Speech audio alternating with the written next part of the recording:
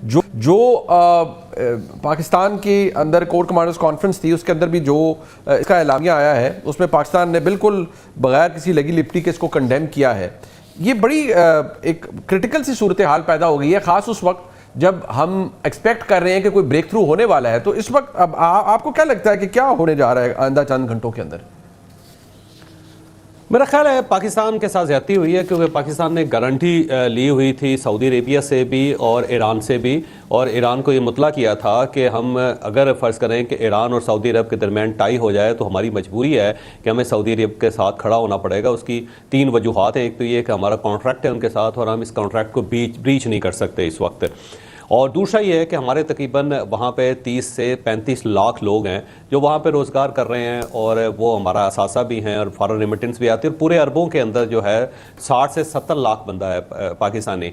और वो ज़ाहिर रोज़गार भी वहाँ से आ रहा है और रेमिटेंस भी आ रही है, तो हम उन लोगों को भी टेक केयर करना हमारी ज़िम्मेदारी है। और तीसरी जो वजह यह है कि सऊदी अरब के साथ हमारी एक अकीदत का रिश्ता भी है, और हम इस रिश्ते को भी टूटता हुआ नहीं देख सकते या सऊदी अरब को परेशान हाल नहीं दे सकते। और चौथी वजह यह है कि सऊदी अरब ने हमेशा हर वक्त पाकिस्तान की मदद की है और हर मुश्किल वक्त में हमारे साथ खड़ा हुआ, और इस वक्त भी स्टेट बैंक ऑफ पाकिस्तान में उनके पैसे पार्क हैं, जिनकी वजह से IMF से हमारी जो जान बची हुई है, इस तरह कह लें आप। तो ईरान ने कमिटमेंट की थी कि वो, क्योंकि पाकिस्तान ने गारंटी दी हुई है, तो वो सऊदी अरब के ऊपर हमला नहीं करेगा, और सऊदी अरब को भी पाकिस्तान ने बड़ी हद तक रोका हुआ था कि आपके ऊपर कुछ भी हो जाए आपने रिएक्ट नहीं करना। आज भी सऊदी अरब की तरफ से कोई रिएक्शन नहीं आया, सिर्फ उन्होंने 7 बैलिस्टिक मिसाइल थे ईरान के जिनको उन्होंने टर्मिनेट किया या उनको इंटरसेप्ट किया, इसके अलावा सऊदी अरब ने अभी तक वहाँ से हमला नहीं किया। तो पाकिस्तान सालस था दरमियान में दोनों मुल्कों के, गारंटर भी था दोनों साइडों से, तो उस गारंटी को, उस वादे को तोड़ दिया आज ईरान ने, जिसके बाद पाकिस्तान की पोजीशन बड़ी ऑकवर्ड हो गई है, और अब पाकिस्तान जो है वो सऊदी अरब के साथ खड़ा होता हुआ नजर आ रहा है, क्योंकि दोनों साइडों से मजम्मत की गई है। पहले दफ्तर खारजा की तरफ से मजम्मत की गई है, और उसके बाद जो कोर कमांडर कॉन्फ्रेंस है उसके अंदर भी मजम्मत की गई। तो इसका मतलब ये हुआ कि पाकिस्तान ने अपना जो फैसला है वो कर लिया है। एक आखिरी कोशिश है जो इस वक्त अंडरलाइन, आप ये कह सकते हैं, ये अंडर द पाइप है और इन द पाइप है। तो अब वो उसमें पाकिस्तान ज़ाहिर कोशिश कर रहा है। अभी अगले चंद घंटे बड़े इंपॉर्टेंट हैं। इन चंद घंटों के अंदर अगर कोई सीज़ फायर हो जाता है और कोई ऐलान हो जाता है ईरान की तरफ से, वाकई कोई एक उम्मीद अफसा किस्म का पैगाम आता है तो ठीक है, वरना मेरा ख्याल ये है कि पाकिस्तान रात 12 बजे के बाद पीछे हट जाएगा, और फिर ये ईरान के साथ जो है ना हमारा ताल्लुक है, एक जज्बाती ताल्लुक है, मजहबी ताल्लुक है, एक हमसाये का ताल्लुक है, वो कायम रहेगा। लेकिन ये जो सालसी का किरदार है उसके बाद पाकिस्तान टर्मिनेट कर देगा उसको। तो साहब, अगर खुदा न खास्ता एक ऐसी सूरत हाल के अंदर जहाँ आप ये कह रहे हैं इसके मुख्तलिफ फिर इसके नताइज निकल सकते हैं, तो हमारे लिए क्या फिर सिचुएशन ऐसी हो जाएगी कि हमें, क्योंकि हम एक डिफेंस एग्रीमेंट के अंदर हैं, हमें सऊदी अरेबिया के साथ खड़े होना है, और अभी भी आज जिस तरह आपने खुद राइटली पॉइंट आउट किया कि ना सिर्फ दफ्तर खारजा बल्कि कोर कमांडर्स कॉन्फ्रेंस के अंदर भी इसकी मजम्मत की गई है,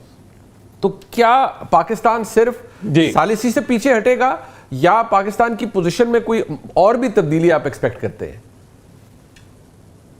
देखिए, अगर सऊदी अरब पाकिस्तान को कॉल करता है कि आपने सऊदी अरब में आके हमें डिफेंड करना है, तो फिर पाकिस्तान के पास सेकंड ऑप्शन नहीं है, पाकिस्तान फिर जाएगा वहाँ पे। लेकिन ये डिफेंस होगा, क्योंकि जो मुआहिदा है वो डिफेंस एग्रीमेंट है, वो अफेंस एग्रीमेंट नहीं है। पाकिस्तान हमला नहीं करेगा ईरान के ऊपर, लेकिन अगर कोई सऊदी अरब के ऊपर हमला होता है तो पाकिस्तान उसको डिफेंड ज़रूर करेगा, क्योंकि ज़ाहिर है अमेरिकन जो हैं उनका वहाँ पर मौजूदगी है, लेकिन इक्विपमेंट है उनका, लोग भी उनके हैं, लेकिन सऊदी अरब नहीं चाहेगा कि वो लोग विजिबल हों या अमेरिकन जो है वो नज़र आए हर जगह पे कि वो बंदूकें लेके, राइफलें लेके या मिसाइल लेके या रॉकेट लेके वो सड़कों के ऊपर खड़े हैं, और वो भी हरमैन शरीफ फैन के अंदर। तो वहाँ पे ज़ाहिर है आपको एक मुस्लिम आर्मी चाहिए। तो इस वक्त 3 आर्मीज़ हैं जिनको ये टास्क दिया जा सकता है। एक मिस्र है, लेकिन मिस्र के ऊपर बहुत ज़्यादा एतमाद सऊदी अरब को नहीं है, क्योंकि सऊदी अरब के पहले भी मिस्र के साथ तल्लुकात ख़राब हो चुके हैं, और दूसरा वो बहुत ज़्यादा इसराइल के साथ है, उसके साथ टिल्ट है उसका, और उसका प्रॉपर एग्रीमेंट भी है। तो सऊदी अवाम जो है वो पसंद नहीं करती मिस्रियों को। दूसरा तुर्किया है, लेकिन तुर्किया के साथ सऊदी अरब का एक पुराना प्रॉब्लम है, क्योंकि 500 साल जो हिजाज़ है वो सारा आप ये समझ लें कि इराक और ईरान के बॉर्डर से लेके वो जॉर्डन तक, बल्कि बैतुल मक़दस तक सारा इलाका जो है वो तुर्किया सल्तनत सल्तनत का, उस्मानी सल्तनत का हिस्सा था। तो वो ज़ाहिर है इन तमाम अरबों ने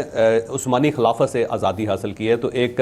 दरमियान में एक नफ़रत की दीवार मौजूद है। तो तुर्किया जो है उसकी तरफ भी सऊदी अरब नहीं जाएगा। और तीसरा जो मुल्क बचता है वो पाकिस्तान बचता है, और पाकिस्तान के साथ एक दिफाई मुआहदा भी है। तो डेफिनेटली फिर सऊदी अरब पाकिस्तान को कॉल करेगा, पाकिस्तान से रिक्वेस्ट करेगा, और पाकिस्तान ज़ाहिर एक मुआहदे के अंदर है, पाकिस्तान को वहाँ पर जाना पड़ेगा। वैसे तो हमारी वहाँ पे सिंबॉलिक प्रेजेंस वहाँ पे मौजूद है, एक डिवीजन फौज पहले से है, और एयर फोर्स जो है वो भी इस वक्त वहाँ पे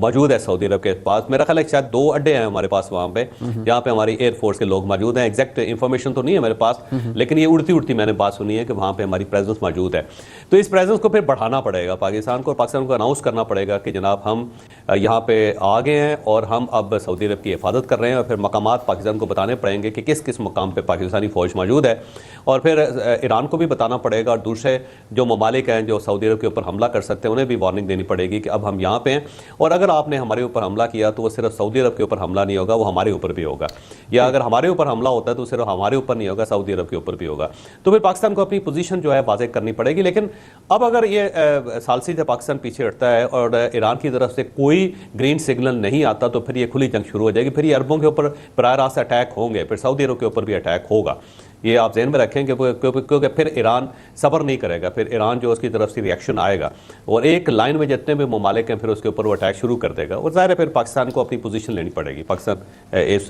पोजीशन में नहीं है कि अब वो सऊदी अरब से पीछे हट सके।